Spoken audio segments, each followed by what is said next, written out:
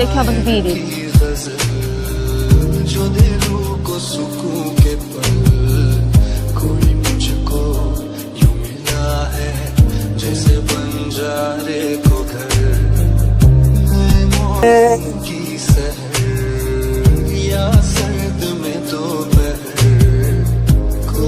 আমরা কালকে চলে যাচ্ছি সিলেট। আব্বু ট্রান্সফার হয়েছে, আমার যেতে হবে। এই সারা, প্রবলেম কি তো?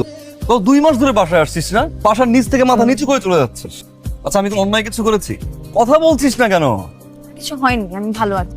প্রতিনিয়ত নিজেকে বোঝানোর চেষ্টা করছি। এখন তার ছোট নেই, তাই না? বড় হয়েছি তো। সময়ের সাথে সাথে মানুষ চেঞ্জ হয়, আমাকেও চেঞ্জ হতে হবে। বাবারে বাবা, সময়ের সাথে সাথে মানুষ চেঞ্জ হয়, আমাকে চেঞ্জ হতে হবে। একটা থাপ্পড় দিব। পরীক্ষা কেমন হলো? খুব খারাপ। আচ্ছা, তোর সাথে আমার একটু কথা। আমার তোমার সাথে কোনো কথা নেই। তুমি প্লিজ আমার পেছন পেছন আসবে। আমার এসব আর ভালো লাগছে না। আচ্ছা, মনে পড়বে তোমার কথা। যা ভালো লাগে তুমি তাই করো।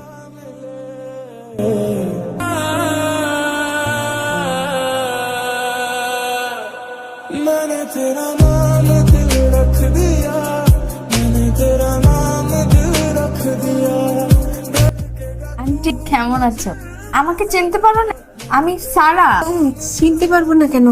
আর ভেতরে আয়। ভালো আছিস? মা কি কখনো মেয়েকে চিনতে পারে না? হ্যাঁ, আয়ন ভাই কোট বাসায় নেই, সে বিয়ে করে ফেলেছে। আমাকে একটা দাওয়াত দেওয়ার প্রয়োজন মনে পড়লো, আমি এসেছি আমার বিয়ের দাওয়াত।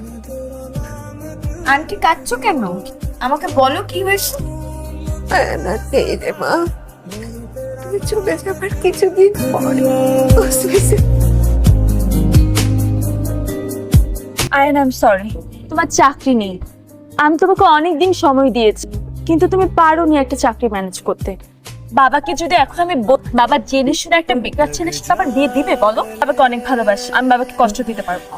মেইন ঝামেলাটা কিন্তু আমার চাকরিতে না, মেইন প্রবলেম হচ্ছে তোমার লোভ তনিমা। আমার চাকরিটা শুধু বাহানা। দেখো আয়ান, আমি আমার বাবা মাকে কষ্ট দিতে পারবো। বাবা মাকে কেন কষ্ট দিই? কষ্ট তো আমাকেই দিবে, তাই না? আমাকে কষ্ট দেওয়ার জন্য তো ভালোবেসেছিলে। আমার বিয়ের কার্ড জানি আসবে না, তবু দিয়ে রাখছি। তুমি ভালো থাকো তনিমা। অনেক পাওয়ার জন্য অনেক চেষ্টা করেছি। लग जा गले है